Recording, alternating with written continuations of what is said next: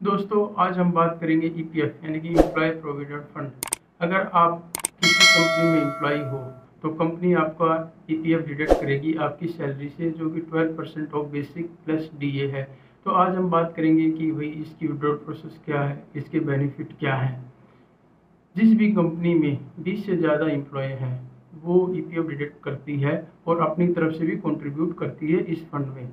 जिस भी एम्प्लॉय की सैलरी 15,000 से कम या 15,000 है उसके लिए ये फंड मैंडेटरी है, बट कंपनी ये फैसिलिटी अपने हर एम्प्लॉय को देती है क्योंकि इसके बहुत सारे अच्छे अच्छे बेनिफिट हैं। जैसे कि इसमें रेट ऑफ इंटरेस्ट बहुत अच्छा मिलता है, तो रिटायरमेंट के लिए एक कॉर्पस जमा हो जाता है जो कि हमारे लिए हेल्पफुल होता है।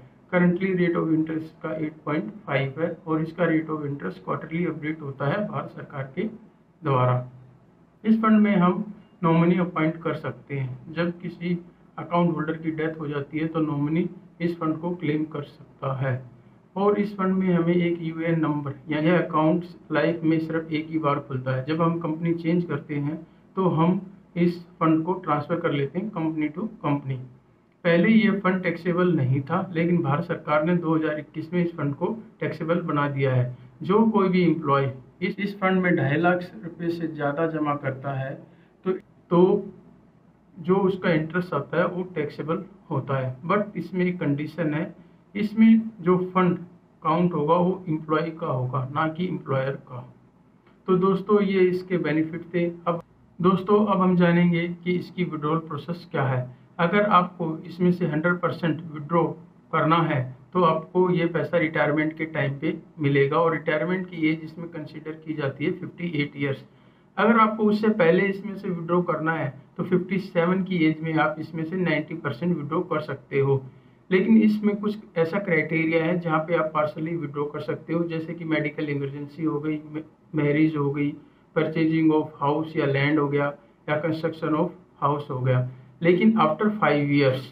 लेकिन इसमें कुछ क्राइटेरिया है जहाँ पे आपको 7 ईयर्स विड्रॉ कर सकते हो, कहीं कहीं आप आफ्टर 10 ईयर्स विड्रॉ कर सकते हो, कहीं पे आपको 50% जितना भी फंड है उसका मिलेगा, कहीं कहीं आपको अप टू 50% जो फंड वैल्यू है उसका मिलेगा। बट लेकिन आप 100% इसमें से विड्रॉ सिर्फ रिटायरमेंट के टाइम पे ही कर सकते हो। लेकिन इसमें एक कंडीशन है, एक केस ऐसा भी है जहाँ पे आप रिटायरमेंट से पहले भी विड्रॉ कर सकते हो। जब कोई एम्प्लॉय रिजाइन कर देता है और 2 महीने से ज़्यादा उसको हो जाते हैं कहीं पे नई जॉब में ज्वाइन किए हुए, तो वो इस फंड को क्लेम कर सकता है और अपना 100% विड्रॉ कर सकता है। लेकिन ध्यान से सुनना, अगर उसका टेन्योर यूएएन का, जैसे कि जब ये ईपीएफ फंड ओपन हुआ था और जो वो विड्रॉ कर रहा है, अगर 5 ईयर्स से कम है तो इसमें आपका टीडीएस कटेगा जो कि 10% है। फिर आपको 15GH फॉर्म भरना पड़ेगा और उसको एग्जेम्प्ट कराना पड़ेगा। अगर आप 15GH फॉर्म नहीं भरते हो तो इस पर टीडीएस लगेगा। दोस्तों, अब हम बात करेंगे इसकी कैलकुलेशन की कि ईपीएफ कैसे कैलकुलेट होता है। तो दोस्तों, जैसे मैंने आपको पहले बताया था कि 12% ऑफ बेसिक प्लस डीए हमेशा सरकारी कंपनी अपने एम्प्लॉय को देती है, प्राइवेट नहीं देती। प्राइवेट सिर्फ बेसिक सैलरी देती है।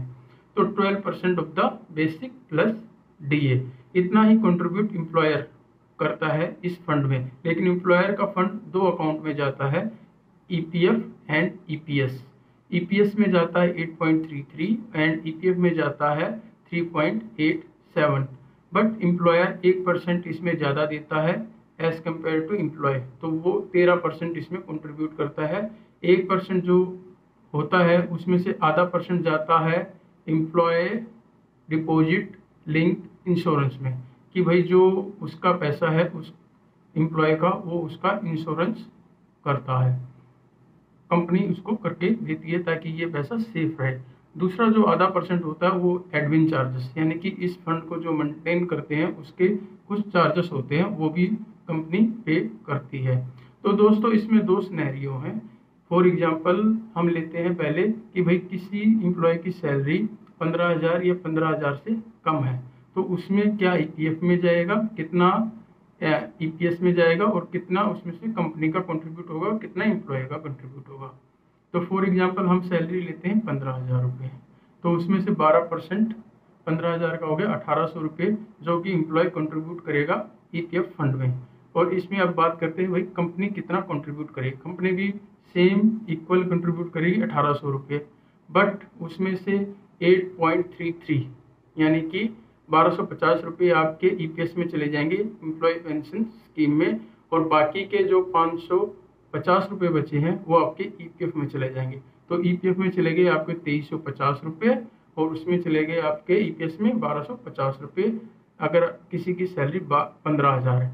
और दूसरा सिनेरियो है कि भाई किसी की सैलरी 15,000 से ज़्यादा है। यहाँ पे सैलरी की बात मतलब हम बेसिक सैलरी की बात कर रहे हैं। हम एग्जांपल लेते हैं 20,000 रुपये का, तो 12% ऑफ द बेसिक सैलरी, तो 2,400 रुपये एम्प्लॉय कंट्रीब्यूट करेगा। बट कंपनी जो कंट्रीब्यूट करेगी 2,400 रुपये करेगी या इससे कम करेगी। कंपनी के पास दो ऑप्शंस हैं। फर्स्ट ऑप्शन है कि भाई वो मिनिमम ईपीएफ अपने एम्प्लॉय को दे सकती है 15,000 के हिसाब से, लेकिन कंपनी चाहती है तो उसको फुल भी ईपीएफ प्रोवाइड कर सकती है 20,000 रुपये के हिसाब से। अगर 15,000 के हिसाब से अगर प्रोवाइड करती है तो हमने पहले डिस्कस किया है, लेकिन अगर 20,000 के हिसाब से अगर कंपनी अपने एम्प्लॉय को ईपीएफ प्रोवाइड करती है तो कंपनी इसको दो अकाउंट में डालेगी, एक ईपीएस एक ईपीएफ।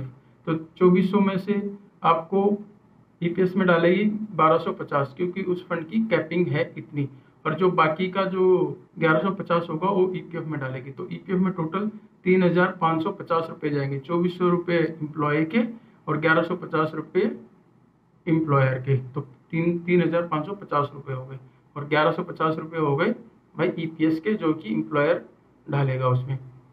तो दोस्तों ये मेरी वीडियो है, आप लोगों को पसंद आई हो तो प्लीज़ इसे लाइक करें, सब्सक्राइब करें, शेयर अवश्य करें। मेरी वीडियो देखने के लिए बहुत बहुत धन्यवाद।